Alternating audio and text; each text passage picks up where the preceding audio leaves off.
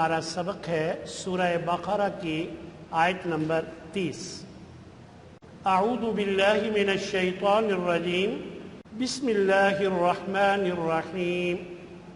وَإِذْ قَالَ رَبُّكَ لِلْمَلَائِكَةِ إِنِّي جَاعِلٌ فِي الْأَرْضِ خَلِيفَةً قَالُوا أَتَجْعَلُ فِيهَا مَن يُفْسِدُ فِيهَا وَيَسْفِكُ الدِّمَاءَ وَنَحْنُ نُسَبِّحُ بِحَمْدِكَ وَنُقَدِّسُ لَكَ قَالَ إِنِّي أَعْلَمُ مَا لَا تَعْلَمُونَ۔ ترجمہ قرآن میں انشاءاللہ ہم دو مختلف اسلوب اپنائیں گے۔ پہلا اسلوب جو ہے اس میں ہم قرآن مجید کا ترجمہ علامات کے ذریعے سمجھنے کی کوشش کریں گے۔ وَإِذْ قَالَ و اور اذ جب، قال کہا، ربو کا تیرے رب نے۔ کا جو ہے اگر اسم کے آخر میں ہو تو اس کا ترجمہ تیرا، تیری، تیرے، کبھی اپنا، اپنی، اپنے کیا جاتا ہے۔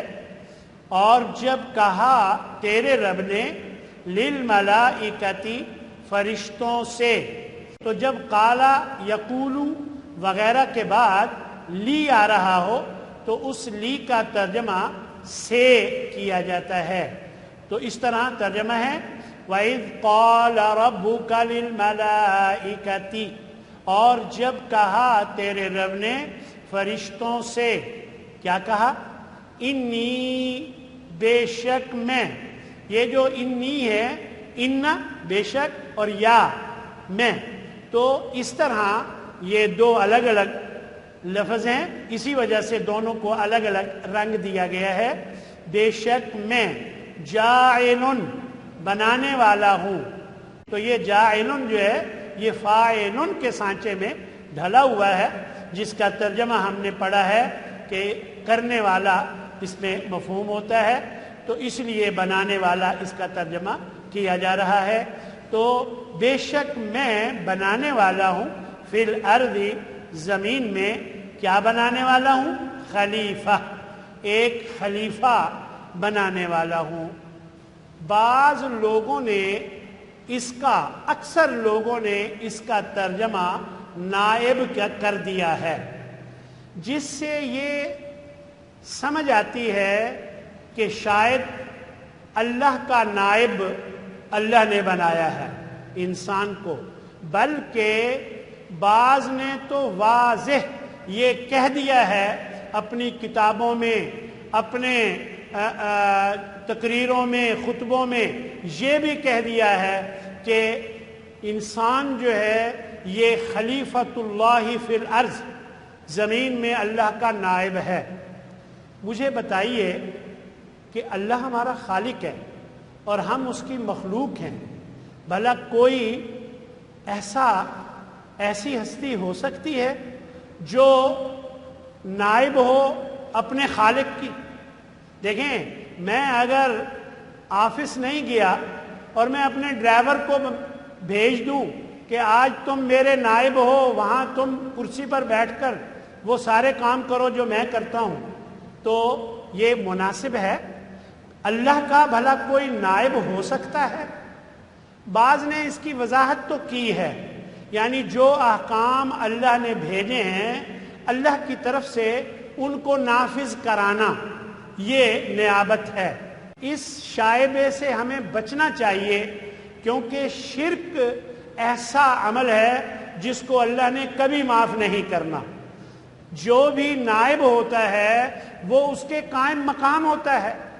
نائب صدر کیا کرتا ہے؟ جب صدر نہ ہو تو وہ کام جو صدر نے کرنے ہوتے ہیں وہ کرتا ہے، اور نائب کا یہی مقصد ہوتا ہے کہ جب وہ نہ ہو تو وہ سارے کام وہ کرے۔ اب اللہ کا نائب اس مفہوم میں شاید کوئی سمجھ لے، لہٰذا یہ میں نے واضح کہا ہے کہ اس کا ترجمہ خلیفہ کا نائب کرنا مناسب نہیں۔ ترجمہ نائب بنتا ہے، اس کا انکار نہیں، لیکن کسی کو غلط فہمی ہو سکتی ہے، لہذا اس سے بچنا چاہیے۔ ایک بات، پھر اس کا ترجمہ ہے کیا؟ اگر اللہ کا نائب نہیں ہے تو پھر اس کا کیا ترجمہ ہے؟ دیکھیے، خلیفہ کا اصل ترجمہ جانشین ہے، ایک کا دوسرے کے پیچھے آنا، ایک کا دوسرے کے پیچھے آنا، یعنی ایسی قوم جس کی ایک نسل دوسری نسل کے بعد آئے، جس کی ایک نسل دوسری نسل کے بعد آتی رہے، اس کو اللہ نے خلیفہ فرمایا ہے۔ یعنی ایک نسل جاتی ہے، اس کے بعد دوسری نسل آ جاتی ہے، پھر وہ جاتی ہے، پھر تیسری نسل آ جاتی ہے، تو اس طرح اس کو خلیفہ کہا گیا ہے۔ یہ ایک مفہوم ہے جو عموماً بیان کیا جاتا ہے۔ اور ایک یہ کہ انسان سے پہلے جن موجود تھے، انسانوں سے پہلے جن موجود تھے، تو گویا اللہ نے یہ فرشتوں سے کہا کہ میں اب ان جنوں کے بعد ان کے جانشین ایک اور مخلوق پیدا کرنا چاہتا ہوں، کیونکہ وہ ان کے پیچھے آنی تھی، اس لیے اللہ تبارک و تعالی نے اس کو خلیفہ یعنی پیچھے آنے والی، یعنی جنوں کے بعد آنے والی مخلوق فرمایا ہے۔ یہ مفہوم زیادہ صحیح لگتا ہے۔ اور ویسے بھی ایک حدیث میں آتا ہے کہ جب جنوں نے فساد شروع کیے، خون خرابے شروع کیے، تو اللہ نے ان کو دریاؤں اور پہاڑوں کی طرف ان کو دھکیل دیا اور ایک نئی مخلوق بسانے کا پروگرام بنایا۔ یعنی یہاں سے یہی معلوم ہوتا ہے کہ جنوں کے بعد آنے والی جو مخلوق ہے وہ مراد ہے۔ قالو، ان سب نے کہا، کیا تجعل، تو بنائے گا یا بناتا ہے؟ جی تجعلو، یہ تو میں نے کس کا ترجمہ کیا؟ تا کا۔ اگر یہ یجعلو ہوتا پھر کیا ترجمہ ہوتا؟ وہ بنائے گا۔ اور اگر ہوتا اجعلو، میں بناؤں گا، اور اگر ہو نجعلو، ہم بنائیں گے، تو یہ ہے تجعلو، کیا تو بنائے گا؟ فیہا، اس میں یعنی اس زمین میں، کیا تو بنانا چاہتا ہے؟ من یفسدو، من کا معنی کبھی جو یا جس، کبھی کون یا کس ترجمہ کیا جاتا ہے، تو یہاں جو ترجمہ کیا جا رہا ہے، یعنی کیا تو ایسی مخلوق بنانا چاہتا ہے جو یفسدو، وہ فساد مچائے، فیہا، اس میں، کس میں؟ اس زمین میں۔ یعنی اے اللہ، کیا تو بنانا چاہتا ہے یا بنائے گا اس زمین میں ایسی مخلوق جو فساد مچائے گا؟ یہاں ایک دو باتیں قابل توجہ ہیں کہ فرشتوں کو کیسے پتہ چل گیا کہ وہ فساد مچائے گا۔ یہاں دو باتیں جو ہیں کہی جاتی ہیں۔ ایک یہ کہ فرشتوں کو اس طرح پتہ چلا کہ انسانوں سے پہلے جو جن تھے وہ خون خرابہ کرتے تھے، وہ بڑے فساد مچاتے تھے، تو اس سے اندازہ لگایا کہ یہ بھی ویسی ہی مخلوق ہوگی جو ان کی جگہ پہ آ رہی ہے۔ دوسری بات جو بعض مفسرین نے لکھی ہے، فتح القدیر بہت بڑی تفسیر کی 5 جلدوں میں کتاب ہے، اس میں علامہ شوکانی نے بیان کی ہے کہ اللہ نے خود ہی ان کو یہ بھی بتا دیا کہ میں زمین میں ایک مخلوق پیدا کرنے والا ہوں جو فساد بھی مچائیں گے، قتل و غارت بھی کریں گے اور بڑی خرابیاں کریں گے۔ تو جب انہوں نے اللہ سے سنا تو اللہ سے سن کر ہی انہیں پتہ چل گیا، اس طرح اللہ نے ہی انہیں بتایا ہوگا۔ تو یہ دو باتیں عموماً کہی جاتی ہیں۔ پھر یہاں ایک بات اور بھی قابل توجہ ہے، اور وہ یہ کہ فرشتوں نے کیا حسد یا اعتراض کے لیے یہ کہا تھا؟ نہیں، فرشتوں نے حسد یا اعتراض کے لیے نہیں کہا تھا، بلکہ انہوں نے حقیقت معلوم کرنے اور حکمت معلوم کرنے کے لیے کہا تھا۔ یعنی ان کے دلوں میں حسد قطعا نہیں تھا۔ اب آپ ذرا ترجمے کی طرف توجہ فرمائیں۔ اور یسفیکو، وہ بہائے گا، پھر وہ آیا، یہ وہ میں نے کیوں کہا؟ یا کی وجہ سے، وہ بہائے گا. کیا بہائے گا؟ الدماء، خون بہائے گا. یعنی ایسی مخلوق تو کیوں پیدا کرنا چاہتا ہے اللہ جو قتل و غارت کریں گے، فساد مچائیں گے، خون بہائیں گے. وَنَحْنُ، کبھی واؤ کا ترجمہ حالانکہ بھی کیا جاتا ہے اور کبھی قسم ہے بھی ترجمہ ہوتا ہے. تو یہاں حالانکہ ترجمہ کیا جا رہا ہے. حالانکہ نحن، ہم، نسبح، ہم تسبیح بیان کرتے ہیں. یہ ہم میں نے کیوں کہا تسبیح کے ساتھ؟ نون کی وجہ سے.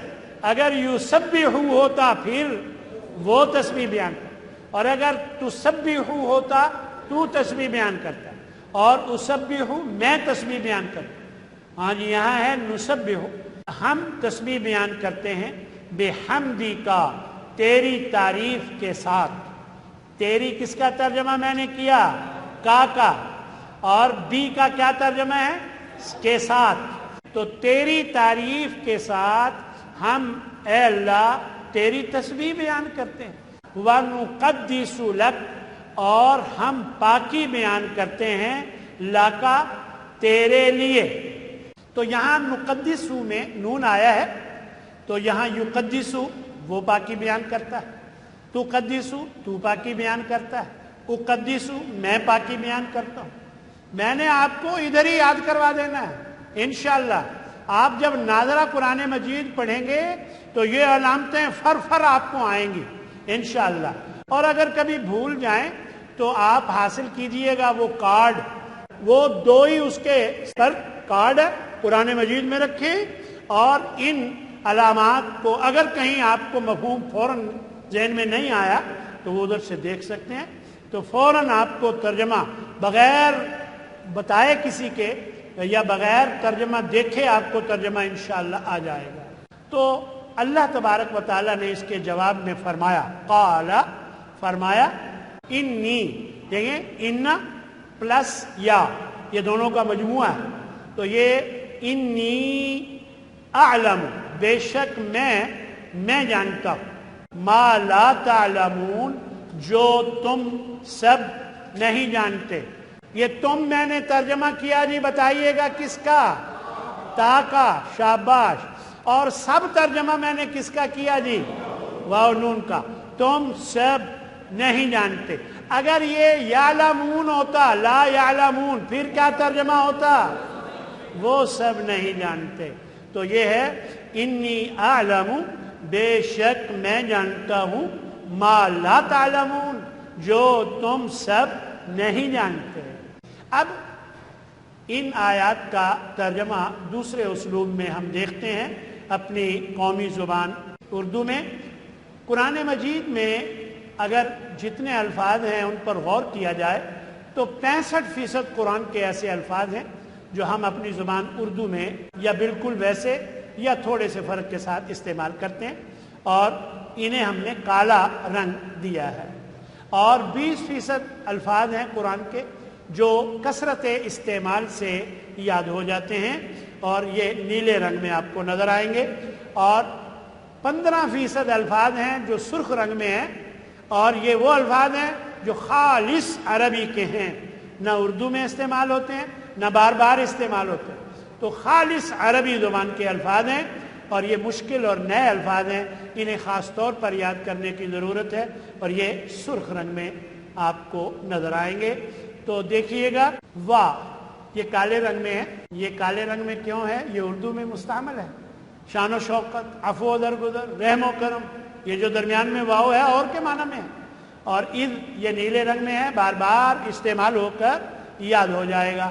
قالا، قول، قائل، مقولہ، مقالہ، ہاں جی، یہ ہم اردو میں استعمال کرتے ہیں.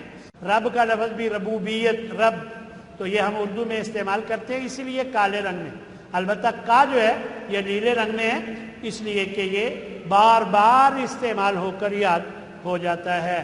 للملائکتی، ملائکہ کا لفظ اور لی، یہ دونوں ہم اپنی زبان اردو میں لہذا، اس لیے، اور الملائکہ، مسجود ملائکہ کہا جاتا ہے آدم علیہ السلام. انی، تو یہ انا اور یا یہ دونوں بار بار استعمال ہو کر یاد ہو جاتے ہیں. اسی لیے نیلے رنگ میں ہے. جاعلن جعل، یہ جعل سازی بنا لیتے ہیں نا، وہ بھی بنا لیتے ہیں، ویسا ہی بنا لیتے ہیں جیسا وہ ہوتا ہے، اسی لیے اس کو کہتے ہیں جعل سازی. تو یہ ہم نے اس کو اس بار کالے رنگ میں دیا ہے. تو دیکھیے فی الحال، فی الفور، فی الحقیقت، یعنی کالے رنگ میں ہونے کا مطلب ہے یہ اردو میں مستعمل ہے. اور اتنی اراضی میں نے خریدی، کرۂ ارض ارض و سما، تو یہ اردو میں ہم استعمال کرتے ہیں. اور خلیفہ کا لفظ بھی ہم اردو میں استعمال کرتے ہیں. ہم کہتے ہیں ناخلف، جو پیچھے آنے والا اچھا نہ نکلے نا، اس کو کہتے ہیں یہ ناخلف ہے. اور وہ جو اچھا نکلتا ہے اس کو کہتے ہیں خلف الرشید. کیوں جی، کبھی سنے ہیں یہ الفاظ؟ یہ ہم اردو میں استعمال کرتے ہیں. اور میں نے بتایا تھا نا اس کا معنی جانشین ہے، پیچھے آنے والا.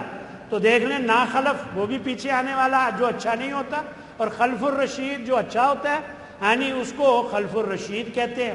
قالو قول، قائل، مقولہ، مقالہ، یہ ہم اردو میں استعمال کرتے ہیں. یہ کیا کے معنی میں ہے، اور یہ بار بار استعمال ہو کر یاد ہو جائے گا. تجعلو کا بھی ویسے ہی جعل سازی، یہ ہم بعض اوقات کبھی باتوں میں کرتے ہیں، کبھی کاموں میں کرتے ہیں، کبھی چیزوں میں کرتے ہیں. کئی قسموں کی جعل سازی ہمارے ہاں ہوتی ہے.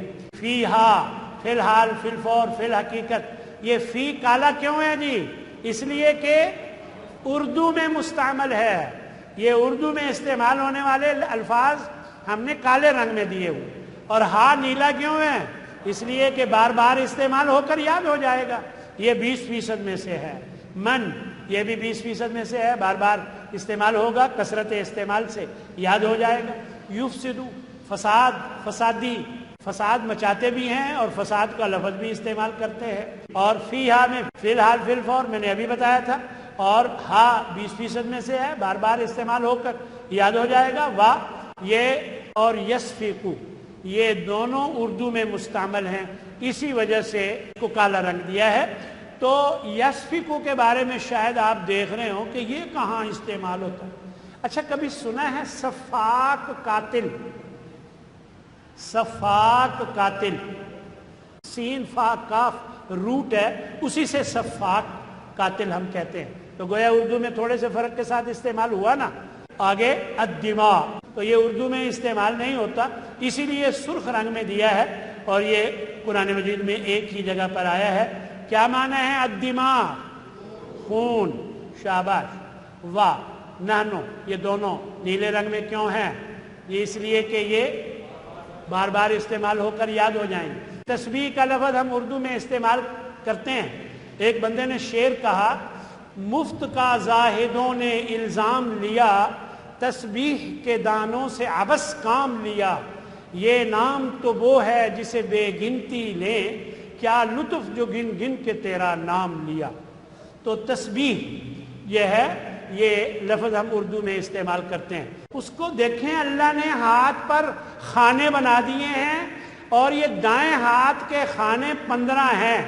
2 مرتبہ کر لیں 30 مرتبہ، آپ نے کرنا ہے 33 مرتبہ. تو آپ بڑی آسانی سے یہاں پر آپ تسبیحات کر سکتے ہیں.